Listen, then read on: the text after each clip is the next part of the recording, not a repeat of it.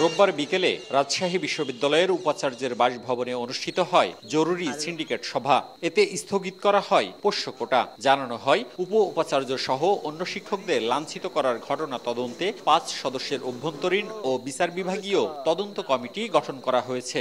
আমরা গতকালকে যে ঘোষণাটি দিয়েছি যে এটা স্থগিত করা হয়েছে, সেই বিষয়টি আমরা সিন্ডিকেটকে রিপোর্ট করেছি এবং সিন্ডিকেট আমাদের এই সিদ্ধান্তের প্রতি সমর্থন জ্ঞাপন করেছে। উপাচার্য যেভাবে শারীরিকভাবে তিনি লাঞ্ছিত হয়েছেন, এটার জন্য সিন্ডিকেট নিন্দা জ্ঞাপন করেছে। এদিকে সিন্ডিকেটের সিদ্ধান্ত প্রত্যাখ্যান করে কমপ্লিট শাটডাউন কর্মসূচি ঘোষণা করেছেন শিক্ষক কর্মকর্তা কর্মচারীদের একাংশ।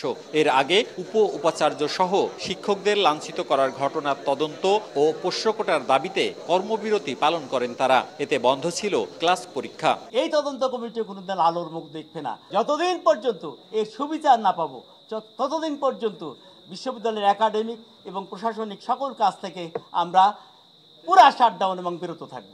আন্দোলনের ডামাডোলে রোববার ক্যাম্পাসে দেখা যায়নি রাকসু নির্বাচনের প্রচারণা। পোষ্য কোঠা যেটা কবর দেওয়া হয়ে গেছিল, ওটা কবর থেকে তুলে নিয়ে আসছিল প্রশাসন। তো ওই কোঠাও কি কবরেই থাকবে, ওটা যেন আর উঠতে না পারে। এটার জন্য যা করা দরকার আমরা স্টুডেন্টরা তাই করবো। পোষ্য কোটার মতো একটা মীমাংসিত ইস্যুকে সামনে টেনেই আনা হয়েছে মূলত নির্বাচনকে বানচাল করার জন্য। বলতে পারছি না আসলে কি হবে। এখন এটা নিয়ে একটা সবার মাঝে একটা ধোঁয়াশা তৈরি হচ্ছে যে আদৌ কি রাকসু নির্বাচনটা হবে নাকি হবে না। এদিকে নির্বাচন কমিশন জানিয়েছে, যথাসময়েই রাকসু নির্বাচন আয়োজনের লক্ষ্যে প্রস্তুতি চলছে। 25 তারিখের নির্ধারিত তারিখ ঠিক করা আছে, সেটাকে নিয়েই আমরা অগ্রসর হচ্ছি। এবং আপনারা জানেন যে আমাদের সকল কর্মকাণ্ড শেষ পর্যায়ে প্রায় আমরা সব গুছিয়ে এনেছি। ভোট পেছানোর কোনো ধরনের সিদ্ধান্ত নির্বাচন কমিশন গ্রহণ করেন নাই। চলতি বছরের 2 জানুয়ারি শিক্ষার্থীদের টানা আন্দোলনে বাতিল হয় পোষ্য কোটা। এরপর শিক্ষক কর্মকর্তা কর্মচারীদের আন্দোলনে গত বৃহস্পতিবার কোটা আবারও বহাল হয়, তবে আবার স্থগিত হলো আন্দোলনের মুখে। মওদুদ রানা, সময় সংবাদ, রাজশাহী।